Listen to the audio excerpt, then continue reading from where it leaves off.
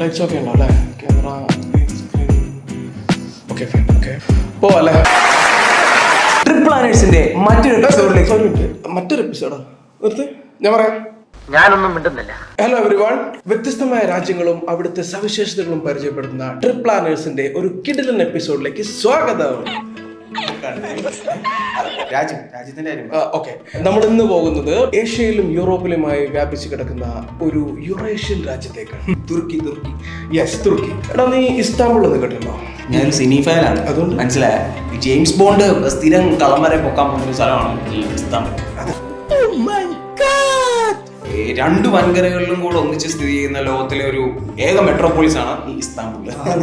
പിന്നെ ഈ capital Ankara എന്നൊക്കെ പറയും, പക്ഷെ ഏറ്റവും വലിയ സിറ്റി എന്ന് പറയുന്നത് ഇസ്താംബുൾ. പണ്ട് PSC ക്ലാസ് പോയതിന്റെ കാര്യമൊക്കെ ഉണ്ടല്ലേ? അതിന്റെ പേരെന്താണ്? ഇസ്താംബുളില് നമ്മള് ആദ്യം പോകുന്നത് ടോപ്പ് കാപ്പി പാലസിലേക്കാണ്. ഓട്ടോമാൻ സുൽത്താൻമാരുടെ ഒരു പ്രധാന വാസസ്ഥലമായിരുന്നു ഈ കൊട്ടാരം. അത് ഈ യുനെസ്കോയുടെ മറ്റേ പൈതൃക പട്ടികയിൽ വരുന്നൊരു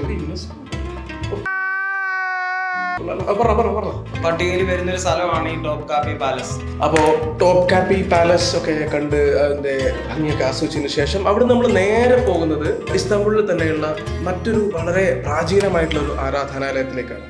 ഹഗിയ സോഫിയ, അതായത് അയ സോഫിയ. AD 532 535 ഇടയ്ക്കാണ് ഈ ഒരു പ്രാചീന ദേവാലയം പണിത്.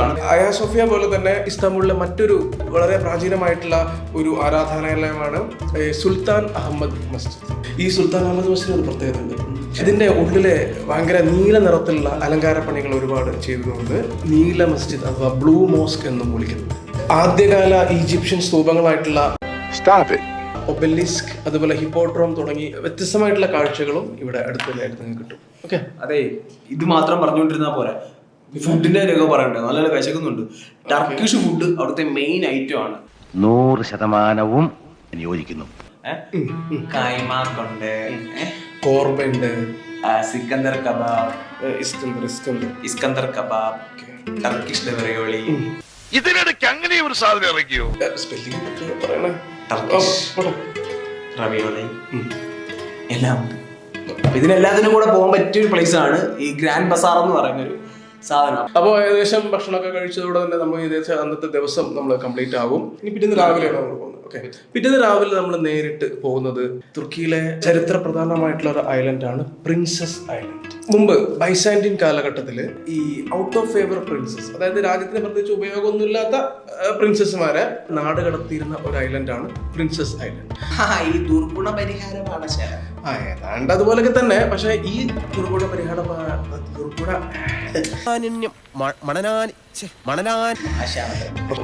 ഒന്ന് കിട്ടിയണേ. ഈ ദുർഗുണ പരിഹാര പാഠശാലയ്ക്ക് ഒരു പ്രത്യേകത ഉണ്ട്. ഇത് കുറച്ചുകൂടെ സെറ്റപ്പ് പാഠശാലയാണ്. ഇവിടെ വിനോദത്തിന് വിനോദം, ഫുഡിന് ഫുഡ്, അങ്ങനെ അനവധി സൗകര്യങ്ങളല്ലേ? ഇതൊക്കെയാണ് ദുർഗുണ പരിഹാര പാഠശാല. ഓക്കെ, വളരെ വലിയ ടൂറിസ്റ്റ് സ്പോട്ടാണ്. ഒരുപാട് രാജ്യങ്ങളിൽ നിന്നായിട്ട് ആളുകൾ വരുന്ന ഒരു ടൂറിസ്റ്റ് സ്പോട്ടാണ്. ഇവിടുത്തെ പ്രധാന അട്രാക്ഷൻ എന്ന് പറയുന്നത് ഇവിടുത്തെ ബിൽഡിങ്ങുകളാണ്. നമ്മളെ വിക്ടോറിയൻ കാലഘട്ടത്തെ ഓർമ്മിപ്പിക്കുന്ന രീതിയിലുള്ള അടിപൊളി ഭയങ്കര ബ്യൂട്ടിഫുൾ ആയിട്ടുള്ള സീ വ്യൂ ഉള്ള ബിൽഡിങ്ങുകളാണ് അവിടെ കൂടുതലും ഉള്ളത്. പിന്നെ മാത്രമല്ല, വേണമെങ്കിൽ നമുക്കൊരു ചായയൊക്കെ കുടിച്ച് കാറ്റൊക്കെ കൊണ്ടിരിക്കാൻ പറ്റിയ സ്ഥലങ്ങളും അവിടെ ഉണ്ട്. പൂമുഖത്തേക്ക് ചായ അല്ല, തുർക്കിഷ് കോഫി. ഓക്കെ, അതാ കോഫി. അതെ, ഒരു ദിവസം കഴിഞ്ഞു. തീർച്ചയായിട്ടും നമുക്ക് ഈ പ്രിൻസസ് ഐലൻഡ് വിസിറ്റ് ചെയ്യണമെങ്കിൽ പോർട്ടിൽ നിന്ന് ഐലൻഡിലേക്ക് എത്തണമെങ്കിൽ തന്നെ 2 മണിക്കൂറിന്റെ ബോട്ട് യാത്ര ഉണ്ട്. പിന്നെ അവിടെ ഐലൻഡൊക്കെ കറങ്ങി കഴിയുമ്പോൾ ഒരു ദിവസം ഫുൾ ഡേ വേണ്ടി വരും ഐലൻഡ് നമുക്ക് കറങ്ങി തീരാനായിട്ട്. പിറ്റേന്ന് നമ്മൾ പോകുന്നത് തുർക്കിയിലെ മറ്റൊരു കിടിലൻ സ്പോട്ടിലേക്കാണ്, ഒരു പ്രധാന സിറ്റിയിലേക്കാണ്. കപ്പഡോഷ്യ സ്ഥലത്തിനെ കുറിച്ച് കേട്ടിട്ടുണ്ടോ? കേട്ടിട്ടൊക്കെ ഉണ്ട്. എന്തോന്ന് കേട്ടോ? എയർ ബലൂൺ ഉള്ള സ്ഥലമാണ് ഈ കപ്പഡോഷ്യ. ഹോട്ട് എയർ ബലൂൺ മാത്രമല്ല, ഓപ്പൺ എയർ മ്യൂസിയം ഉണ്ട്. നൂറ്റാണ്ടുകൾക്ക് മുമ്പ് അവിടെ അഗ്നിപർവ്വതം പൊട്ടി ലാവ ഒഴുകി അതിങ്ങനെ ഉറഞ്ഞ് മലകളായിട്ട് വന്നു. അപ്പൊ അവിടെ ഷോപ്പിംഗ് മാളും മറ്റേ കടകളും ഒക്കെ ഉണ്ട്. അപ്പൊ ഈ ലാവയുടെ മുകളിൽ കൂടെ ഷോപ്പ് ചെയ്യുന്ന ഒരു ചെറിയ മൂഡ് പരിപാടി ആയിരിക്കും. തീർച്ചയായിട്ടും 1965 അത് ഒരുപാട് കാലം മുമ്പ് നടത്തിയ പുരാവസ്തു ഗവേഷണങ്ങളിലാണ് ഈ ഹിസ്റ്റോറിക്കൽ ആയിട്ടുള്ള ഈ പ്രാചീന സംസ്കാരങ്ങളെ കുറിച്ചിട്ടുള്ളൊക്കെ അറിവുകൾ കിട്ടിയത്. അപ്പൊ അതിനുശേഷമാണ് കൂടുതൽ ആളുകളും വിസിറ്റ് ചെയ്യുന്ന ഒരു രാജ്യമായിട്ട് ഈ തുർക്കി മാറിയത്. ഓക്കെ, തീർച്ചയായിട്ടും പോകേണ്ട മറ്റൊരു സ്ഥലമാണ് ഡെർവന്റ് വാലി. ഡെർവന്റ് വാലി എന്ന് പറയുമ്പോൾ അതിങ്ങനെ ഈ പണ്ടത്തെ മണ്ണൊലിപ്പൊക്കെ വന്നിട്ട് ഫുള്ള് മലകളെല്ലാം ഈ മൃഗങ്ങളുടെ രൂപത്തിലാണെന്നാണ് പറയുന്നത്. പോകേണ്ട ബെസ്റ്റ് പ്ലേസ് ആണ്. നമ്മൾ ഈ പ്രകൃതിയോടൊക്കെ ആണെങ്കിൽ നമുക്കിങ്ങനെ ചില്ല് ചെയ്യാം. മൊത്തത്തിലൊരു നൈസ് കാണാനൊക്കെ ഉള്ളൊരു മൂഡ് ചില്ല് ചെയ്യാൻ പറ്റിയൊരു രാജ്യമാണ് തുർക്കി എന്ന് പറയുന്നത്. തീർച്ചയായിട്ടും തുർക്കിയിൽ പോകുന്ന സമയത്ത് ശ്രദ്ധിക്കേണ്ടത്, ജനങ്ങൾ ശ്രദ്ധിക്കേണ്ട കാര്യം എന്താ വെച്ചാൽ വിസിറ്റ് ചെയ്യാൻ പറ്റുന്ന ബെസ്റ്റ് ടൈം എന്ന് പറയുന്നത് ഫാളും സ്പ്രിങ്ങും. ഓക്കെ, എത്ര തവണ പോയിട്ടുണ്ട്? ഇങ്ങനെയാണെങ്കിൽ ഞാൻ കളിക്കല്ല, ഞാൻ നേരെ ചിറാപുഞ്ചിയിൽ പോയി മണം വിൽക്കാൻ പോണു. അല്ല അത് പിന്നെ സമ്മറിൽ പോയില്ല. ഇത് കട്ടാണ്, കട്ട് ഇത് കഴിഞ്ഞു കേട്ടോ. കട്ടെ.